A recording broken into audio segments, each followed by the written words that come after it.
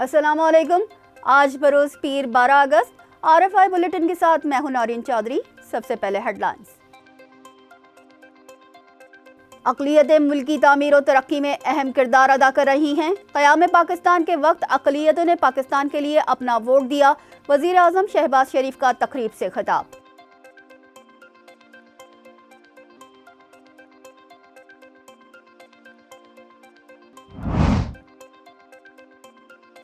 Petroleum مصنوعات کی قیمتوں میں بڑی کمی پر غور۔ بڑی کمی کی حد 13 روپے ہو سکتی ہے۔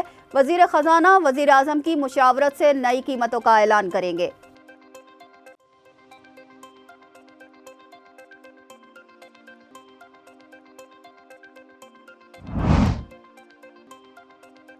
پاکستان کو تیل کی خریداری کے لیے رواں مالی سال کے دوران اسلامک ڈیولپمنٹ بینک سے $50 کروڑ قرض کی مد میں فراہم کیے جائیں گے۔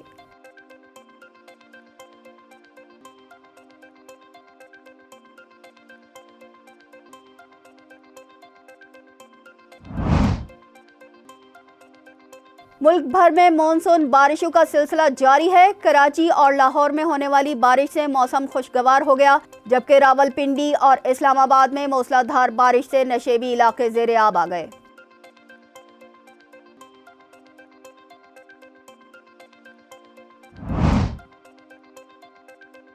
مشرق وسطی میں جنگی صورتحال کے باعث امریکہ نے اسرائیل کے دفاع کے لیے تیاریاں تیز کرتے ہوئے میزائل بردار آبدوز اور ابراہیم لنکن طیارہ بردار جنگی بحری جہاز تعینات کرنے کا حکم دے دیا۔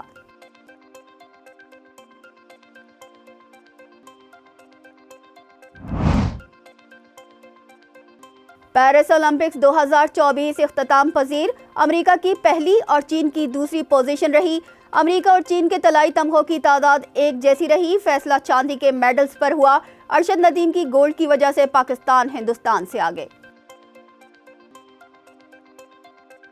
ہیڈ لائنز آپ نے ملاحظہ کی، چلتے ہیں خبروں کی تفصیلات کی جانب۔ شہباز شریف نے اقلیتوں کے دن کے حوالے سے منعقدہ تقریب سے خطاب کرتے ہوئے کہا کہ اقلیتیں ملکی تعمیر و ترقی میں اہم کردار ادا کر رہی ہیں۔ وزیر اعظم شہباز شریف نے کہا کہ 11 اگست کو قائد اعظم محمد علی جناح نے تاریخی بیان دیا تھا۔ انہوں نے کہا کہ قیام پاکستان کے وقت اقلیتوں نے پاکستان کے لیے اپنا ووٹ دیا۔ قیام پاکستان اور ملکی ترقی میں اقلیتوں کے مثبت کردار کو فراموش نہیں کیا جا سکتا۔ عیسائی، ہندو، سکھ، پارسی اور دیگر اقلیتوں سے تعلق رکھنے والے افراد نے مختلف شعبہ جات میں اپنی خدمات سر انجام دیتے ہوئے ملکی تعمیر و ترقی میں اپنا بھرپور حصہ ڈالا ہے۔ انہوں نے کہا کہ یہاں سب کو مساوی آئینی حقوق حاصل ہیں۔ انہوں نے مزید کہا کہ ہمارے اقلیتی سپاہیوں نے بھی دفاع کے لیے عظیم قربانیاں دی ہیں، ہمیں اقلیتوں کو گلے سے لگانا چاہیے۔ پیٹرول، ڈیزل اور مٹی کا تیل سستا ہونے کا امکان۔ پیٹرولیم مصنوعات کی قیمتوں میں کمی کی حتمی منظوری کے لیے اوگرا 15 اگست کو درخواست بھیجے گی۔ پیٹرول کی قیمت میں 9 روپے فی لیٹر سے زائد کی کمی متوقع ہے، جبکہ ڈیزل کی فی لیٹر قیمت میں 8.5 روپے تک کی کمی کا امکان ہے۔ مٹی کے تیل میں 12 روپے سے زائد کی کمی متوقع ہے۔ پیٹرولیم مصنوعات کی قیمتوں میں کمی کی حتمی منظوری کے لیے اوگرا 15 اگست کو درخواست بھیجے گی۔ وزیر خزانہ وزیر اعظم کی مشاورت سے نئی قیمتوں کا اعلان کریں گے۔ پاکستان سمیت دنیا بھر میں آج نوجوانوں کا عالمی دن منایا جا رہا ہے۔ نوجوان کسی بھی قوم کا مستقبل ہوتے ہیں۔ پاکستانی آبادی کا نصف حصہ نوجوانوں پر مشتمل ہے۔ پاکستان سمیت دنیا بھر میں آج نوجوانوں کا عالمی دن منایا جا رہا ہے۔ اقوام متحدہ نے 1999 میں 12 اگست کو نوجوانوں کے عالمی دن کے طور پر منانے کی قرارداد منظور کی تھی۔ اس دن کو منانے کا مقصد نوجوان نسل کو اہمیت دینے کے ساتھ ساتھ ان کو درپیش چیلنجز کی جانب اقوام عالم کی توجہ مبذول کروانا ہے۔ صدر اور وزیر اعظم نے اس دن کے حوالے سے اپنے پیغامات میں کہا ہے کہ نوجوان ہمارا سب سے قیمتی اثاثہ ہیں۔ صدر مملکت نے کہا کہ ہمارا فرض ہے کہ ہم انہیں اپنی صلاحیتیں نکھارنے اور ایک خوشحال، پرامن اور ترقی پسند پاکستان کی تعمیر کے لیے نوجوانوں کو مواقع اور وسائل فراہم کریں۔ وزیر اعظم شہباز شریف نے کہا کہ نوجوان کل کے رہنما ہیں جو ہمارے ملک کا روشن مستقبل تشکیل دیں گے۔ نوجوان بااختیار ہوں گے تو انفرادی ترقی کے ساتھ ساتھ ملک کی وسیع تر سماجی اور اقتصادی ترقی میں اپنا کردار ادا کر سکیں گے۔ پاکستان کو رواں مالی سال کے دوران اسلامک ڈیولپمنٹ بینک کی جانب سے $50 کروڑ قرض کی فراہمی کی جائے گی۔ تیل کی خریداری کے لیے پاکستان کو اسلامک ڈیولپمنٹ بینک کی جانب سے 10 کروڑ ڈالر کی پہلی سہ ماہی قسط رواں ماہ موصول ہو جائے گی، جبکہ آئندہ ماہ دوسری قسط 15 کروڑ ڈالر فراہم کیے جائیں گے۔ تیسری اور چوتھی سہ ماہی میں رواں مالی سال کے لیے 25 کروڑ ڈالر فراہم کیے جائیں گے۔ واضح رہے کہ سعودی عرب سے ادھار تیل کی خریداری کا معاہدہ ختم ہونے پر یہ سہولت حاصل کی گئی ہے۔ گزشتہ مالی سال میں اسلامک ڈیولپمنٹ بینک کی جانب سے 25 کروڑ ڈالر فراہم کیے گئے تھے۔ اسلامک ڈیولپمنٹ بینک کی جانب سے جنیوا ڈونر کانفرنس میں 3 ارب 60 کروڑ ڈالر کی یقین دہانی بھی کروائی گئی تھی۔ کوئٹہ میں پولیس اسٹیشن اور ایف سی چیک پوسٹ پر حملوں میں 3 ایف سی اہلکار سمیت راہگیر اور پولیس اہلکار زخمی ہو گئے، جبکہ تربت اور خضدار میں مزید 2 اہلکار زخمی ہوئے۔ کوئٹہ کے علاقے سریاب میں نامعلوم افراد ایف سی چیک پوسٹ کے قریب دستی بم پھینک کر فرار ہو گئے۔ دھماکے میں 3 اہلکار زخمی ہو گئے، جنہیں طبی امداد کے لیے اسپتال منتقل کر دیا گیا ہے۔ کوئٹہ میں گوال منڈی تھانے کے گیٹ پر بھی دستی بم سے حملہ کیا گیا، جس میں 1 پولیس اہلکار اور 1 راہگیر زخمی ہو گیا۔ تربت میں سیکیورٹی فورسز کے کیمپ پر راکٹ فائر کیا گیا، جس کے نتیجے میں 2 اہلکار زخمی ہوئے، جبکہ خضدار کے علاقے باسگیر میں سیکیورٹی فورسز کے کیمپ پر ہونے والے ہینڈ گرینیڈ کے حملے میں کوئی جانی نقصان نہیں ہوا۔ پاکستانی کوہ پیما مراد ستپارہ جاں بحق ہو گئے۔ الپائن کلب کے نائب صدر ایاز شگری نے ان کی موت کی تصدیق کر دی ہے۔ اسکردو میں مراد ستپارہ 8047 میٹر بلند چوٹی براڈ پیک کی مہم جوئی کے دوران زخمی ہوئے تھے۔ پاکستانی کو پہما نائلہ خیانی نے مراد ستپارہ کو بچانے کے لیے فوج سے مدد طلب کی تھی، جس کے جواب میں پاک فوج نے اسکردو سے تعلق رکھنے والے کوہ پیما مراد ستپارہ کو بچانے کے لیے ریسکیو آپریشن شروع کیا۔ اس مہم کے دوران ایک پرتگالی خاتون کوہ پیما کے لیے گائیڈ کے طور پر کام کر رہے تھے۔ اس دوران تقریباً 5000 میٹر کی بلندی پر پھسلنے کے باعث سر پر بھاری پتھر لگنے سے زخمی ہو گئے تھے۔ انہیں طبی امداد کے لیے اسپتال منتقل کیا جا رہا تھا، تاہم وہ جان کی بازی ہار گئے۔ کراچی اور لاہور سمیت ملک بھر میں مانسون بارشوں کا دھواں دھار اسپیل جاری ہے۔ کراچی اور لاہور میں موسلادھار بارش نے رنگ جما دیا ہے۔ شدید بارش کے باعث لاہور کے نشیبی علاقوں میں پانی جمع ہو جانے کے باعث شہریوں کو آمد و رفت میں مشکلات کا سامنا ہے۔ ناروال، پتوکی، منچن آباد اور دیگر شہروں میں بھی تیز بارش کے بعد سڑکیں تالاب کا منظر پیش کرنے لگیں۔ کراچی کے مختلف علاقوں میں بھی کہیں ہلکی اور کہیں تیز بارش سے موسم خوشگوار ہو گیا ہے۔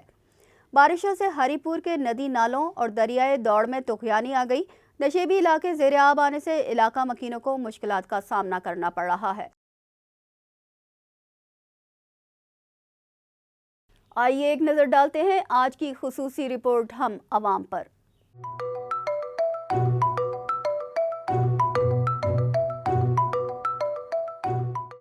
جہاں سوشل میڈیا نے قوم کو سیاسی شعور دیا ہے، وہیں اس کے باعث قوم اور بالخصوص نوجوان مزید تقسیم در تقسیم بھی ہو رہے ہیں۔ بدقسمتی سے سوشل میڈیا کے منفی اثرات کا اثر ہم پر سب سے زیادہ ہو رہا ہے۔ ملک کو درپیش مسائل میں سنگین ترین مسئلہ عدم برداشت یا تشدد کا ہے۔ ہماری قوم لبرل، سیکولر اور مذہبی انتہا پسندوں میں بٹ رہی ہے۔ کہیں یہ تقسیم لسانی ہے تو کہیں معاشرتی، تو کہیں مسلکی اور فقہی بنیادوں پر ہو رہی ہے۔ اس تقسیم کے مظاہرے مختلف شکلوں میں تشدد کی صورت میں ہو رہے ہیں۔ سوشل میڈیا کے ذریعے انتشار کو مزید بڑھا دیا گیا ہے، جو قوم کو مزید تقسیم کر رہا ہے۔ پوری قوم خصوصاً ہمارے نوجوان اور بچے اس کا شکار ہوتے جا رہے ہیں۔ ممکن ہے یہ سازش بیرونی ہو، لیکن بدقسمتی سے گزشتہ کئی برسوں سے ہم خود اس سازش کو بڑھاوا دے رہے ہیں۔ سوشل میڈیا ہماری زندگی کا حصہ بن چکا ہے۔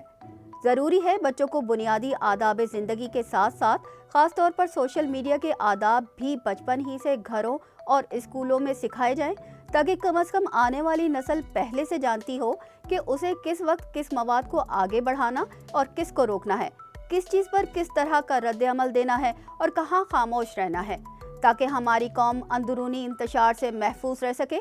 ہم رشتوں اور دوستیوں کو برقرار اور خوشگوار رکھتے ہوئے ایک دوسرے سے سیکھنے کا عمل جاری رکھ سکیں۔